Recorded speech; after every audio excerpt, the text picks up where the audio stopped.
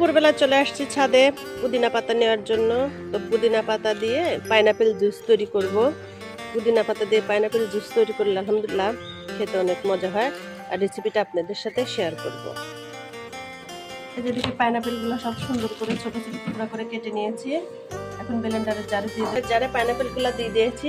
এখন যে ছাদ থেকে যে পুদিনা পাতাটা নিয়ে আসলাম সেটা দিয়ে দিচ্ছি। সামান্য পরিমাণে বিট লবণ দিচ্ছি, পরিমাণ মতো চিনি। মিষ্টিটা আপনারা যেরকম পছন্দ করেন সেইভাবে দিয়ে নেবেন। এটার ভিতরে কাঁচামরিচ দিলে ভালো হয়, তো ফায়াজ খাবে এর জন্য কাঁচামরিচটা দেবো না, কারণ ও ঝাল খেতে পারে না। হচ্ছে সাদা লবণ। এখন পরিমাণ মতো পানি দিয়ে ব্লেন্ডার করে নেব। পরিমাণ মতো পানি দিয়ে দিয়েছি, এখন আইস দিয়ে দিচ্ছি।